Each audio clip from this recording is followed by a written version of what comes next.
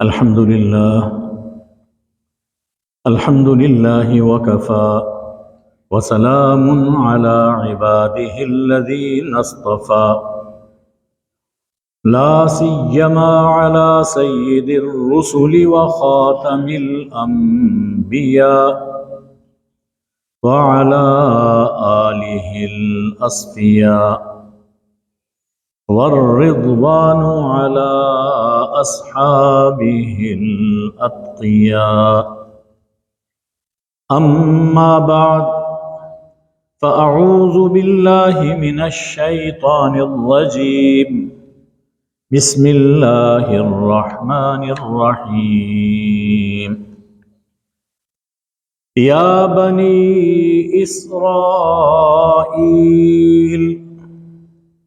اذكروا نعمتي التي أنعمت عليكم وأوفوا بعهدي أوف بعهدكم وإياي فارهبون.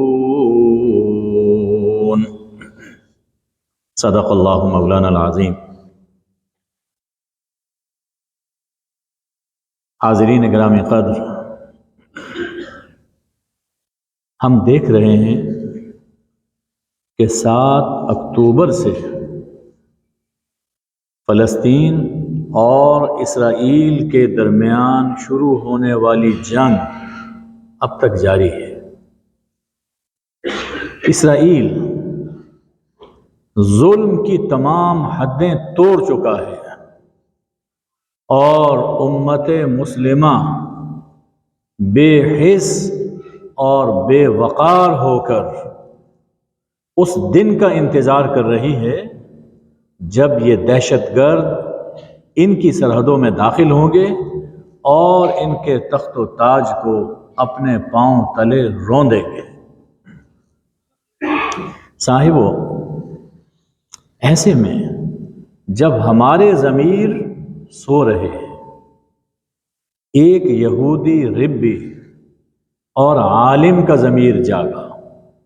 ایک یہودی عالم کا ضمیر جاگا اور اس نے وہ باتیں کہہ دیں جو ہم نہیں کہہ پا رہے.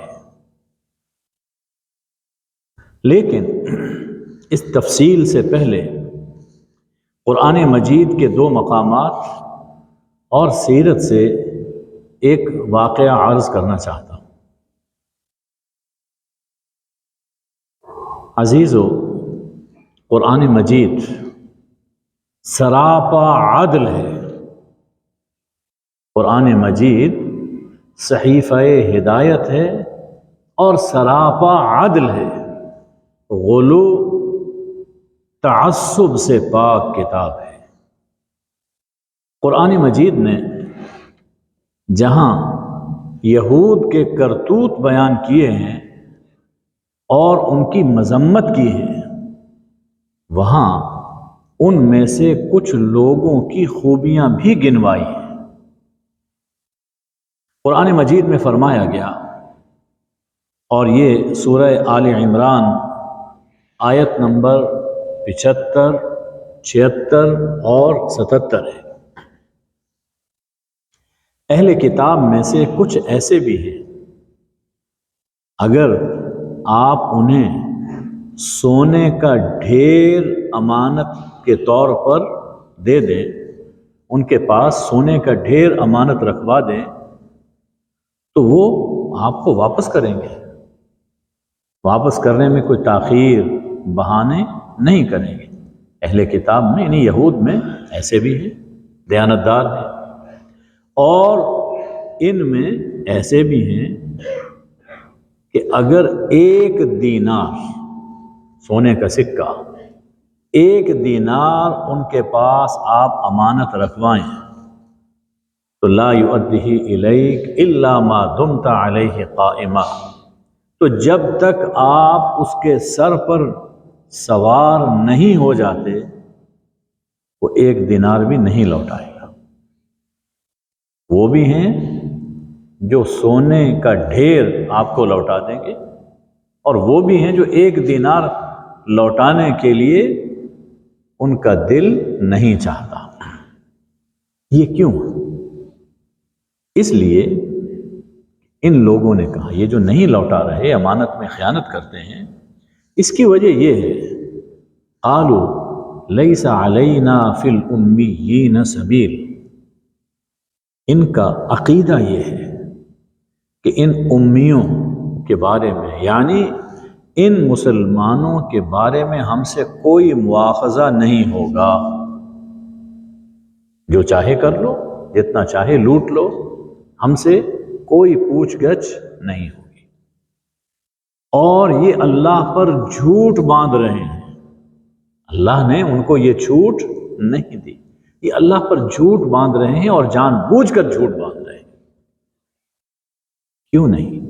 اللہ کے یہاں اصول یہ ہے کہ من اوفا بعہدہ واتقا، جو اپنے عہد کو پورا کرے، اللہ سے جو عہد کر رکھے ہیں، جو اپنے ان وعدوں کو پورا کرے اور اللہ کی مرضی کے مطابق اپنی زندگی بسر کرے، فإن اللہ یحب المتقین، یہ متقی ہیں اور اللہ متقیوں سے محبت فرماتا ہے۔ یاد رکھو، جو لوگ اللہ سے کیے ہوئے عہد اور اپنی قسموں کو بیچ کر معمولی دنیا خریدتے ہیں، دین کے بدلے میں جو دنیا خریدتے ہیں، آخرت میں ان کا کوئی حصہ نہیں، اور نہ ہی اللہ ان سے کلام رحمت فرمائے گا، اور نہ ہی اللہ قیامت کے دن نظر رحمت سے انہیں دیکھے گا، اور نہ ہی اللہ انہیں پاک فرمائے گا۔ وَلَهُمْ عَذَابٌ أَلِيمٌ، ان کے لیے دردناک عذاب ہے۔ خیال فرمائیے کہ قرآن مجید نے جہاں یہود کی مذمت کی تو وہاں یہ نہیں فرمایا کہ سب کے سب ایسے ہیں، ان میں اچھے بھی ہیں۔ سورہ المائدہ میں ارشاد ہے کہ منہم امۃ مقتصدہ وکثیر منہم ساء ما یعملون، ان میں میانہ رو جماعت بھی ہے جو افراط و تفرید سے ہٹ کر اپنی زندگی گزارتے ہیں، لیکن اکثر یہود کے کرتوت برے ہیں۔ جماعت ایک موجود ہے، اکثر کے کرتوت برے ہیں۔ تو اس سے معلوم ہوا کہ سبھی یہود برے نہیں، ان میں کچھ اچھے بھی ہیں، اور بروں کو جو سزا ملی ہے وہ ان کی عہد شکنیوں اور بدعمالیوں کی وجہ سے ملی ہے، یعنی عہد شکنی اور برے عمل اصل میں سزا کی وجہ یہ ہے کہ ان کو سنایا اور ہمیں بھی سنایا جا رہا ہے۔ یہ دو مقامات ہوئے۔ اب ایک واقعہ حضرت عبداللہ ابن سلام رضی اللہ عنہ کے قبول اسلام کا سنیے۔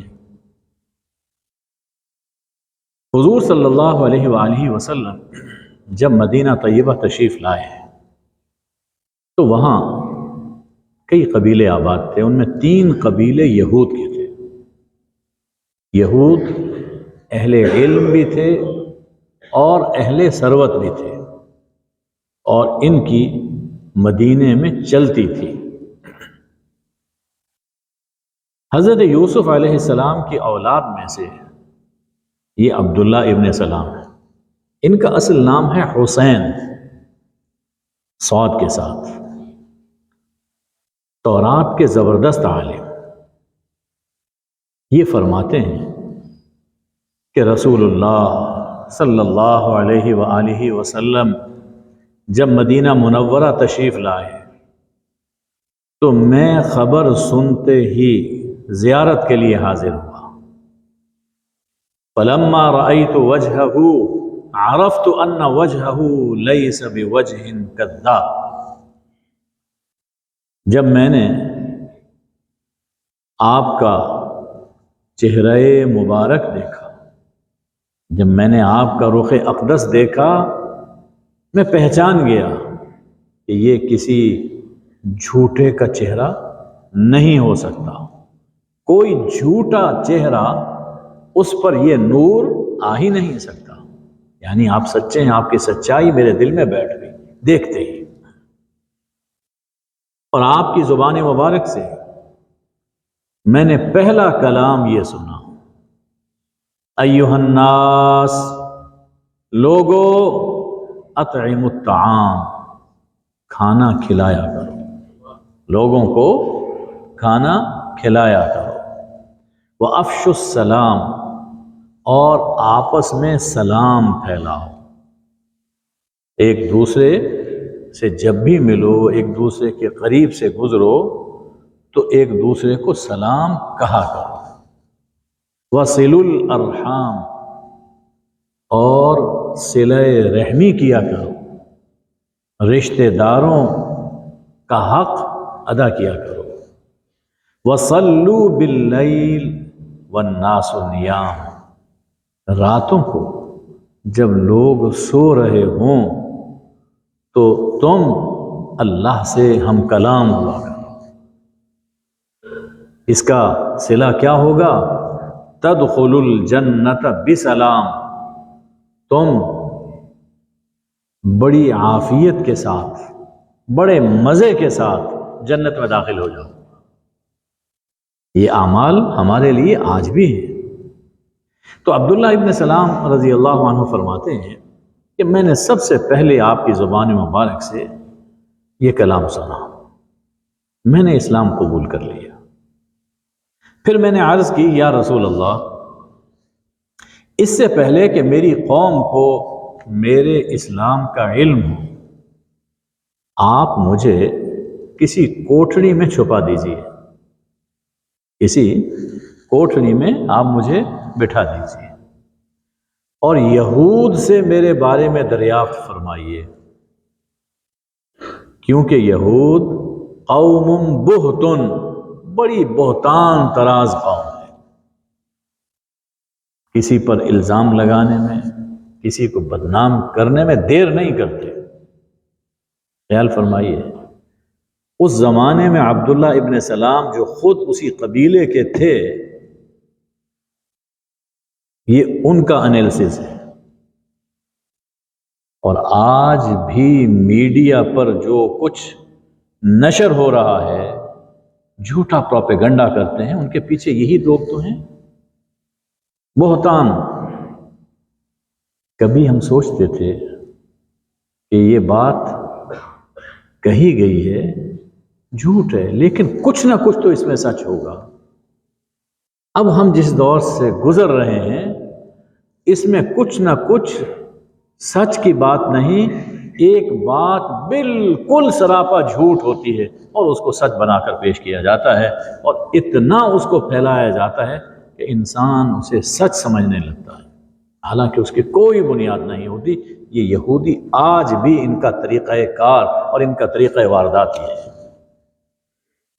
حضور اکرم صلی اللہ علیہ وآلہ وسلم نے یہود کو بلایا اور انہیں فرمایا، اے گروہ یہود، اتقوا اللہ، اللہ سے ڈرو،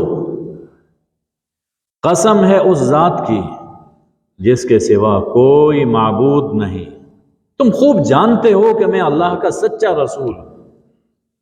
اس لیے کہ ان کے پاس گزشتہ انبیاء حضرت موسیٰ علیہ السلام کے ذریعے سے حضور صلی اللہ علیہ وسلم کی آمد کی خبر اور آپ کی صفات علامات پہنچ چکی تھی، پہچانتے تھے۔ یعرفونہ کما یعرفون ابناءہم، قرآن مجید میں۔ تو تم خوب جانتے ہو کہ میں اللہ کا سچا رسول ہوں اور حق لے کر آیا ہوں، بس اسلام قبول کر لو۔ یہود نے کہا، ہم نہیں جانتے۔ حضور صلی اللہ علیہ وآلہ وسلم نے 3 بار یہی بات دہرائی اور انہوں نے ہر بار یہی جواب دیا، ہم آپ کو نہیں پہچانتے، ہم آپ کو نہیں جانتے۔ پھر آپ نے فرمایا کہ حسین بن سلام یعنی عبداللہ بن سلام کا جو اصل نام تھا، حسین بن سلام تمہارے درمیان کیسا شخص ہے؟ یہود نے کہا سیدنا وابن سیدنا، ہمارا سردار، ہمارے سردار کا بیٹا۔ یہ علمی ایک گھرانہ چلا آ رہا تھا حضرت یوسف علیہ السلام کی اولاد میں سے۔ عالمنا وابن عالمنا، ہم میں سب سے بڑا عالم اور سب سے بڑے عالم کا بیٹا۔ خیرنا وابن خیرنا، ہم میں بہتر اور بہترین کا بیٹا۔ حضور صلی اللہ علیہ وسلم نے فرمایا کہ اگر یہ حسین یعنی عبداللہ ابن سلام مجھ پر ایمان لے آئے، پھر تو میرے سچے نبی ہونے کا یقین کرو گے؟ یہود نے کہا عبداللہ ابن سلام، حسین بن سلام کبھی اسلام قبول کر ہی نہیں سکتا۔ آپ نے پھر فرمایا دیکھو اگر وہ اسلام قبول کر لے تو، کہا حاشا وکلا، وہ کبھی مسلمان ہو ہی نہیں سکتا۔ حضور صلی اللہ علیہ وآلہ وسلم نے آواز دی اخرج یا ابن سلام، ابن سلام باہر آئیے۔ عبداللہ ابن سلام باہر آئے اور ان کی زبان پر یہ کلمہ جاری تھا اشہد ان لا الہ الا اللہ واشہد ان محمد رسول اللہ۔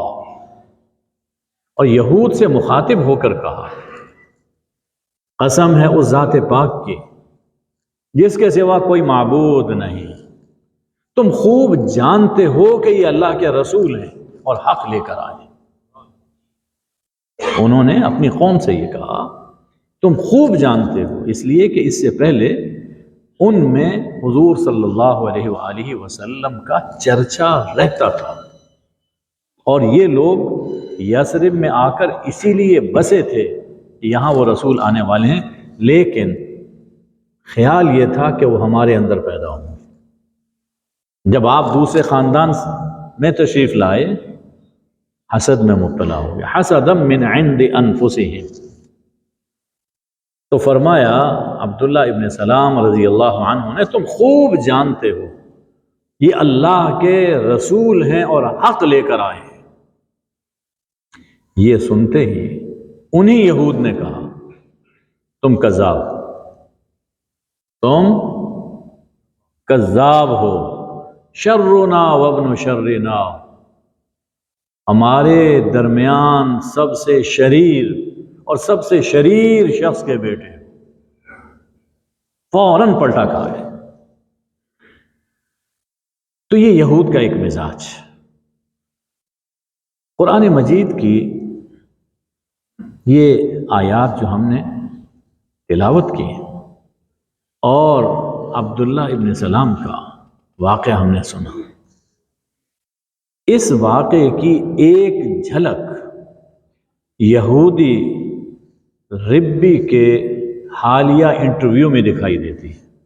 آج کل یہ لوگ اس کے لیے ربی کا لفظ بولتے ہیں، قرآن مجید میں ربیون کثیر ربی کا لفظ استعمال فرمائے، اور اس سے ہم سمجھ سکتے ہیں کہ یہود کا مزاج اب بھی وہی ہے جو رسول اللہ صلی اللہ علیہ وسلم کے دور میں تھا۔ یہودی عالم کے اس انٹرویو سے یہ حقیقت سمجھ آتی ہے کہ اس وقت روئے زمین پر سب سے بڑے دہشت گرد یہود ہیں، سب سے بڑے دہشت گرد اور جھوٹے وہ یہود ہیں، ظاہر ہے اکثریت۔ مجھے مزید کچھ کہنے کی ضرورت نہیں، بس سنتے جائیے اور سوچتے جائیے۔ یہ یہودی عالم ہیں ڈیوڈ وائس یا ویس، ان کا پچھلے ہی دنوں انٹرویو ہوا تو انہوں نے اینکر پرسن سے کہا یہ میرے لیے بہت فخر اور عزت کی بات ہے کہ میں آپ کے پروگرام کا حصہ بنا۔ یہ سب باتیں یہودی عالم ڈیوڈ کی نقل کر رہا ہوں۔ کہتے ہیں اسرائیل کی مخالفت اور فلسطین کی حمایت صرف میرا موقف نہیں بلکہ تمام مہذب یہود کا یہی موقف ہے، وہ یروشلیم میں رہتے ہوں یا دنیا کے کسی خطے میں ان کے ایمان کی نمائندگی کر رہا ہوں۔ کہتے ہیں آج سے 3000 سال پہلے ہم نے اپنے رب سے ایک وعدہ کیا تھا، اس وعدے کے مطابق ہمیں تورات عطا کی گئی۔ اس وعدے کو نبھانا اور اس پر عمل کرنا ہی اصل یہودیت ہے۔ اصل یہودیت یہ ہے کہ اللہ سے کیے ہوئے وعدے کو ہم نبھائیں اور تورات کے احکام پر عمل کریں۔ یہ وعدہ 3000 سال پہلے کا ہے، جبکہ علیحدہ ریاست اسرائیل یہ جو قائم ہوا، اس کا تصور صرف 150 سال پہلے کا ہے۔ اس سے پہلے ہمارے اندر یہ خیال نہیں تھا کہ ہم کوئی اپنی مستقل اسٹیٹ بنائیں۔ علیحدہ ریاست خواہ اس میں ظلم و ستم نہ بھی ہو، یہودی مذہب میں جائز نہیں ہے۔ خیال فرما رہے ہیں؟ یہ جو اسٹیٹ بنی ہے، ہم تو کہتے ہیں کہ ناجائز، اہل اسلام شروع دن سے کہتے ہیں کہ ناجائز، اور قائد اعظم نے یہ فرمایا تھا کہ ناجائز کبھی جائز نہیں ہو سکتا۔ یہ اہل اسلام کے دل میں ایک خنجر گھونپا انہوں نے، اور جو خنجر گھونپنے والے ہیں ہم جانتے ہیں وہ کون ہیں۔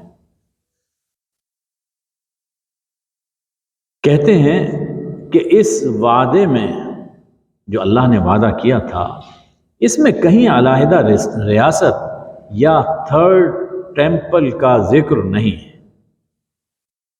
اس عہد میں یہ بھی تھا کہ ہمیں اعلیٰ درجے کی روحانیت تک پہنچنا ہے، اللہ کا قرب پانا ہے۔ اس میں یہ بھی تھا کہ اگر ہم یہ عہد نبھانے میں ناکام رہے تو اس مقدس شہر سے نکال دیے جائیں گے، فلسطین سے ہم نکال دیے جائیں گے۔ فلسطین میں اللہ نے ان کو بسایا تھا، لیکن عہد کی خلاف ورزی کی تو اس میں لکھا ہے، اللہ نے عہد میں یہ فرمایا تھا اگر تم نے نافرمانی کی تو اس شہر سے تمہیں نکالا جائے گا۔ چنانچہ ایسا ہی ہوا۔ 2000 سال بعد رومی اور یونانی لوگ آئے اور انہوں نے اس مقدس سرزمین سے ہمیں نکال دیا۔ عہد شکنی کی ہمیں جو سزا دی گئی، اس کے مطابق ہمیں علیحدہ خود مختار یہودی ریاست کے قیام کی اجازت نہیں تھی۔ یہ یہودی عالم آج کہہ رہے ہیں، اس ہفتہ رواں میں یہ انٹرویو ہوئے۔ اب ذرا قرآن پاک کی ایک آیت کی طرف توجہ دلا رہا ہوں۔ سورہ آل عمران آیت نمبر 112، فرمایا ضربت علیہم الذلۃ اینما ثقفوا، ان پر ذلت، شیم مڑ دی گئی ہے، وہ جہاں بھی پائے جائیں یہ ذلت ان کے ساتھ رہے گی۔ ہاں، کبھی اللہ کرم فرمائے، حبل من اللہ او وحبل من الناس، یا کبھی لوگوں سے کوئی معاہدہ کر لیں، ان کی پروٹیکشن میں، ان کے شیلٹر میں آ جائیں، جیسا کہ اب ہے۔ جیسا کہ اب ہے کہ امریکہ اور برطانیہ، ان کے زیر سایہ یہ سلطنت قائم ہے، اور آپ دیکھ رہے ہیں جو کچھ ہو رہا ہے۔ فرمایا کہ یہ لوگ اللہ کا غضب کے مستحق ہو چکے، اللہ کا غضب لے کر لوٹے۔ وَضُرِبَتْ عَلَيْهِمُ الْمَسْكَنَةُ، اور ان پر مسکنت طاری کر دی گئی، جہاں ہوں، جس حال میں ہوں، ایک مسکنت۔ ٹیوشن وہ ان پر مسلط ہے. کیوں؟ ذالک بانہم کانوا یکفرون بآیات اللہ، اس لیے کہ اللہ کی آیتوں کا انکار کرتے تھے. وَيَقْتُلُونَ الْأَنْبِيَاءَ بِغَيْرِ حق، ناحق انبیاء کو قتل کرتے تھے. ذَلِكَ بِمَا عَصَوْا، اس لیے یہ اللہ کی نافرمانی کرتے تھے. وَكَانُوا يَعْتَدُونَ، اور حدود سے تجاوز کرتے تھے. 4 جرائم اللہ تعالیٰ نے ان کے گنوائے. تو اس وقت جو ان کی ریاست ہے وہ حبل من الناس کی وجہ سے. اب قرآن پاک کی یہ آیات پڑھیے اور پھر اس یہودی ربی کے خیالات سنیے. قرآن مجید پر الحمدللہ ہم سب ایمان رکھتے ہیں کہ سچی کتاب ہے، لیکن جب ان کی زبان سے ہم وہ باتیں سنتے ہیں جو قرآن نے آج سے 1400 برس پہلے فرمائیں تو ایمان مزید پختہ ہو جاتا ہے. اب یہ قرآن نے جس ذلت اور مسکنت کی بات کی، اس میں وہ یہ کہتے ہیں ہمیں فرما بردار شہری بن کر دوسری ریاست کے ماتحت رہنے کا حکم دیا گیا تھا. ہمیں یہ اجازت نہیں تھی کہ ہم اپنی اسٹیٹ بنائیں، بلکہ ایک فرما بردار شہری کے طور پر دوسری ریاست میں رہنے کا حکم دیا گیا تھا تاکہ ہم روحانیت کی بلندی حاصل کر سکیں. حضرت سلیمان علیہ السلام نے ایک کتاب لکھی جس میں انہوں نے اللہ کے اسی وعدے کا ذکر کیا ہے. اللہ تعالیٰ جب دیکھے گا کہ یہودی اس کے وعدے پر پورے اتر رہے ہیں اور وہ کسی قوم کی مخالفت نہیں کر رہے، نہیں اپنی کوئی ریاست بنا رہے ہیں، اللہ کے باقی احکام کو بھی مان رہے ہیں، تو اللہ تعالیٰ رحیم ہے. وہ خود ہی ان کی روحانیت کو بلند کرے گا اور ان کی سزا کو ختم کرے گا. کہتے ہیں کہ اس سلسلے میں کسی یہودی کو نہ تو جنگ لڑنے کی ضرورت ہے اور نہ ہی علیحدہ ریاست قائم کرنے کی اور نہ ہی 3rd ٹیمپل از خود بنانے کی. یہ اللہ تعالیٰ کے حکم سے صرف اسی صورت میں ممکن ہوگا جب لوگوں کی روحانیت بلند ہوگی اور وہ ایک خدا کی طرف لوٹ آئیں گے. تمام دنیا میں ایک خدا کے ماننے والے موجود ہوں گے تو خدا کے حکم سے خود ہی یہ تمام چیزیں، جیسے 3rd ٹیمپل آج کل جس کی کوشش کر رہے ہیں ہیکل سلیمانی بنانے کی، تو اس کی تعمیر ہو جائے گی. اور یہ معجزہ تب ہوگا جب تمام قومیں آپس میں پیار محبت سے مل جل کر رہیں گی. موجودہ جو صورتحال ہے جس میں یہ دوسروں پر ظلم کر رہے ہیں، اس میں تو کوئی اس کی گنجائش نہیں ہے. یہ باتیں ہمیں تورات اور دوسرے مقدس صحیفوں سے معلوم ہوئی ہیں. کہتے ہیں کہ مسلمان بھی اسی خدا کو مانتے ہیں جس خدا کو یہودی مانتے ہیں. انہیں بھی ایک مسیحا کا انتظار ہے اور یہود کو بھی. ہم مسیح ابن مریم علیہ السلام کے انتظار میں ہیں اور وہ مسیح دجال کے انتظار میں. دجال اس کا بھی ٹائٹل مسیح ہے، مسیح دجال. دونوں کا انداز فکر علیحدہ ہے، لیکن اس وجہ سے دونوں ایک دوسرے کے دشمن نہیں بن سکتے. یعنی تم اپنی قوم سے وہ کہہ رہے ہیں جو تم نے دشمنی پال رکھی ہے، بغض رکھا ہے اپنے دلوں میں، تو یہ غلط ہے. ہماری وعدہ خلافی کی سزا ہے کہ ہم فلسطین یروشلیم کی مقدس سرزمین پر اللہ کے حکم کے بغیر واپس نہیں آ سکتے. ہم صرف انتظار کر سکتے ہیں اور دعا کر سکتے ہیں. ہم مسلسل 2000 سال سے اس کی دعا کر رہے ہیں اور اس کا حکم اللہ تعالیٰ نے ہمیں تورات میں دیا. ہمیں صرف انتظار اور دعا کی اجازت ہے، اور اسی حکم کے مطابق ہم مختلف ملکوں میں رہنے پر مجبور ہیں. ایک نظر یہ 1st ورلڈ وار اور 2nd ورلڈ وار ان پہ ڈال لیجئے، اس دور کے حالات کو دیکھیے، یہود یہ کہاں کہاں آباد تھے، اور پھر کس طرح سے اعلان بالفور کے بعد ان کو یہاں پر بسایا گیا۔ کہتے ہیں کہ صہیونیت کچھ سال پہلے وجود میں آئی، جس کا مقصد صرف اور صرف قوم پرستی ہے، جو کہ خدا کے حکم اور تورات کے بالکل خلاف ہے۔ ہم صہیونیت کے پیروکاروں کو افسوس کے ساتھ یہ کہہ رہے ہیں کہ انہیں یہودیت کے بارے میں کچھ پتہ نہیں ہے۔ وہ مذہب کی آڑ میں اپنے مقاصد حاصل کرنے کی کوشش کر رہے ہیں اور یہودیت کو استعمال کر رہے ہیں۔ وہ تمام لوگ جو یہودیت اور تورات کے بارے میں جانتے ہیں، وہ صہیونیت اور علیحدہ ریاست کے قیام کے سخت مخالف ہیں، کیونکہ وہ جانتے ہیں کہ اگر فلسطین کے لوگوں پر ظلم نہ بھی کیا جاتا اور الگ ریاست بنائی جاتی، تب بھی یہ یہودی مذہب کے احکام کے خلاف ہوتا، جو حقیقت میں اللہ تعالیٰ کی ناراضی کا سبب بن سکتا ہے۔ پہلے بھی کتنی وجوہ سے اللہ ان سے ناراض، اور یہ سٹیٹ اللہ کی ناراضی میں اضافے کا سبب ہے۔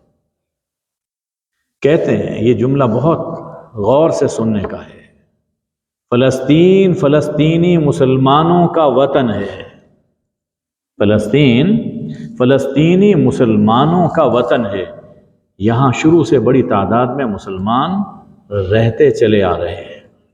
مسلمانوں کے بعد زیادہ تعداد عیسائیوں کی تھی، پھر یہودیوں کی۔ یہود نے 2000 سال بہت تکلیفیں اور بہت ظلم برداشت کیے، لیکن اس کا مطلب یہ نہیں کہ یہ سب مسلمانوں کی وجہ سے تھا۔ مسلمانوں نے تو ان کو بہت پروٹیکشن دی، حتیٰ کہ جب صلاح الدین یعنی حضرت عمر نے فتح کیا بیت المقدس، پھر صلاح الدین ایوبی نے کیا، تو وہ حالات پڑھیے، کس یعنی ایک ایک شخص کی جان اور اس کے مال کو انہوں نے پروٹیکٹ کیا۔ یہ مسلمانوں کی وجہ سے نہیں تھا جو کچھ ہوا، یہ ہماری اپنی غلطیوں کی سزا تھی۔ ہم نے در در دھکے کھائے، اور فلسطین کے لوگوں نے ہمیں اپنے ملک میں رہنے کی اجازت دی، ایک عام شہری کی حیثیت سے۔ اب ہمیں یہ بالکل زیب نہیں دیتا کہ ہم یہاں اپنی انفرادی قومیت قائم کرنے لگ جائیں اور اپنی الگ ریاست بنانے کی کوشش کریں، اور یہاں کے رہنے والے فلسطینی عوام پر ظلم و ستم کریں۔ یقین کیجئے، جب ہم یہاں فلسطینی مسلمانوں پر ہونے والے ظلم و ستم کو دیکھتے ہیں، ہمیں نہایت دکھ ہوتا ہے اور ہمارا دل روتا ہے، کیونکہ ہم یقین رکھتے ہیں کہ اللہ غفور الرحیم ہے اور اہل زمین پر رحم کرنے کا حکم دیتا ہے۔ یہ لوگ صہیونی مذہب، انہوں نے لفظ استعمال کیا کہ یہ جو دہشت گرد انتہا پسند ہیں، ایک الگ مذہب ہے، اور اس کی آڑ میں اپنے مقاصد، شیطانی مقاصد وہ پورے کر رہے ہیں اور یہودیوں کو بدنام کر رہے ہیں۔ ہمیں ان کے تمام اعمال کو دیکھ کر شرم آتی ہے جو اس وقت صہیونی فلسطینیوں کے ساتھ کر رہے ہیں۔ ان صہیونیوں کے خلاف کسی کو بولنے کی اجازت نہیں۔ اپنے بارے میں کہتے ہیں، میں بھی یہ سب کہنے کے بعد پتہ نہیں زندہ رہوں گا یا نہیں، کیونکہ وہ اپنے خلاف کھڑے ہونے والے کو ایک لمحے میں گرا دیتے ہیں۔